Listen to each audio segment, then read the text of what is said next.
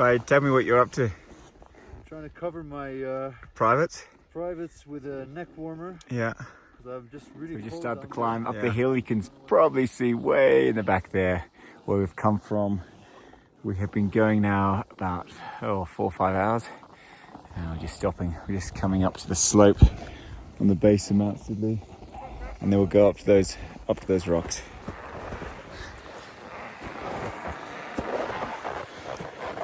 So we're climbing up the first part of the slope of Mount Sidley.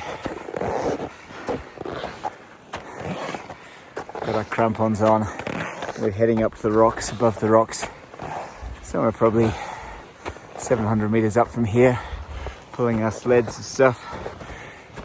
It's okay work. It's just a bit warm. It's about 10 degrees.